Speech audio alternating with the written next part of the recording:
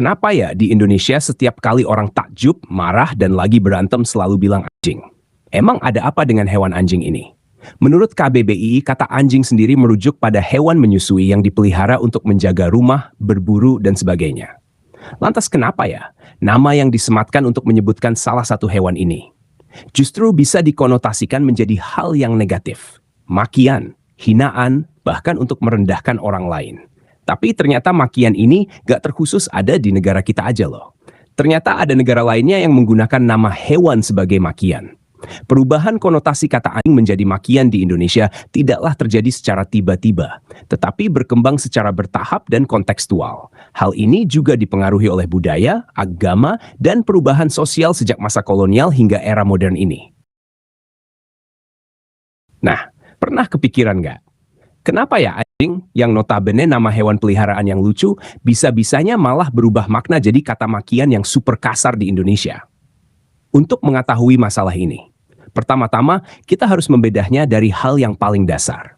Kata ini tuh sendiri awalnya bukanlah kata kasar. Secara etimologi, anjing berasal dari bahasa Melayu. Dalam naskah-naskah lama seperti hikayat dan syair-syair kuno, kata ini dipakai sebagai penyebutan biasa untuk suatu hewan berkaki empat yang nggak usah dijelasin lagi, karena emang hewan yang sangat dekat dengan kehidupan manusia. Nggak ada konteks jorok ataupun hinaan, biasa aja dan netral-netral aja. Anjing disebutkan dengan konotasi seperti halnya kucing, ayam, atau kambing. Tapi, sekali lagi, kenapa sekarang malah jadi kata makian yang hampir kita dengar setiap hari dimanapun? Dan parahnya, anak-anak di bawah umur pun seakan normal mengucapkannya. Anjing sebagai simbol rendah. Masuknya Islam ke Nusantara pada abad ke-13 ke atas sekitar tahun 1200-an, membawa perubahan pandangan terhadap hewan anjing ini. Dalam ilmu hukum fikih, hewan anjing dianggap najis, terkhusus pada air liurnya. Kemudian tidak boleh dipelihara kecuali untuk berburu atau penjaga. Dari sini, hewan anjing mulai diasosiasikan dengan sesuatu yang tidak suci atau menjijikkan. Walau belum menjadi makian secara langsung, persepsi masyarakat lambat laun sudah mulai berubah. Anjing bukan lagi hewan biasa, tapi hewan yang harus dijauhi dalam konteks agama. Dalam hikayat-hikayat Melayu lawas, kata anjing sendiri kadang muncul sebagai bentuk metafora, dan bukanlah makian langsung. Sebagai contoh, maka kata raja itu, apakah hamba ini lebih buruk daripada anjing jalanan? Jika ditelisik dari esensinya, kalimat ini menunjukkan kerendahan diri, bukan makian. Itu menandakan bahwa kata anjing memang dulu punya nilai simbolik, tapi belum sekeras sekarang. Di banyak budaya, termasuk di Indonesia, anjing sering diasosiasikan dengan hal-hal negatif. Dalam konteks masyarakat Jawa atau Sunda, anjing dianggap hewan yang tidak suci. Kadang juga dianggap pengganggu karena suka menggonggong atau liar. Kata ini lambat laun mulai dipakai untuk menyebut sesuatu yang hina ataupun rendah.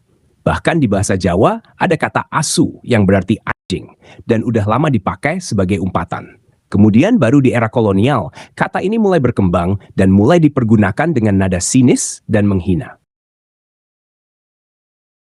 Pada masa kolonial di abad ke-17 sampai 20, mulailah digunakan dalam konflik sosial, terutama ketika bangsawan atau penjajah menyebut pribumi dengan istilah yang merendahkan. Sebaliknya, pribumi juga mulai membalas dengan kosakata kasar seperti anjing penjajah. Disinilah kata anjing ini mulai masuk dalam kosakata atau simbol penghinaan atau kemarahan, bukan sekadar untuk menyebut binatang.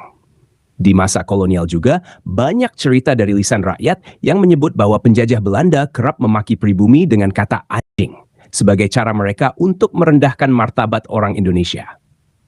Dalam beberapa catatan atau wawancara sejarah, misalnya dalam dokumentasi masa pergerakan nasional, ada dugaan bahwa pihak Belanda sering menyebut pribumi sebagai honden, yang berarti anjing dalam bahasa Belanda, untuk menggambarkan hierarki mereka sebagai bangsa yang dianggap rendahan dan pantas diperintah, dijadikan jongos, bahkan disiksa. Mungkin dari masa inilah bisa dikatakan titik balik perubahan konotasi itu terjadi. Dan kemudian mulai diasosiasikan dengan simbol penindasan dan penghinaan. Dan karena makian ini sering dipakai oleh pihak penjajah, rakyat Indonesia yang kemudian marah dan terluka secara psikologis mulai memakai kata yang sama untuk membalas makian para penjajah kepada mereka. Lambat laun, isu ini menjadi lambang emosi sosial, bukan hanya untuk sekadar menghina orang lain, tapi untuk meluapkan perlawanan terhadap penindasan. Kata-kata ini juga sering disematkan untuk mengutarakan hinaan kepada para komprador atau orang-orang lokal yang berpihak kepada pihak penjajah. Hal ini semakin mengukuhkan stigma negatif, sekaligus menjadi simbol emosi nasionalis yang terluka, dan celakanya hal ini malah mengakar di budaya kita, bahkan setelah kemerdekaan. Tapi sejatinya memaki menggunakan nama hewan itu bukan hal eksklusif di Indonesia aja loh. Di negara lain ternyata juga ada pola serupa. Seperti halnya di Tiongkok, kata go alias anjing juga dipakai buat menghina. Di Korea ada istilah gae yang juga pakai untuk memaki orang. Di Arab ada kalb alias anjing juga merupakan simbol kehinaan. Hal ini menunjukkan bahwa anjing secara budaya memang sering dijadikan lambang negatif di banyak tempat. Kenapa? Karena anjing meskipun dia setia, sekaligus juga bisa dianggap kotor, liar, dan tidak beradab. Dan manusia itu suka nyari simbol buat melampiaskan emosinya. Makanya, hewan yang tak tahu apa-apa jadi sasaran empuk.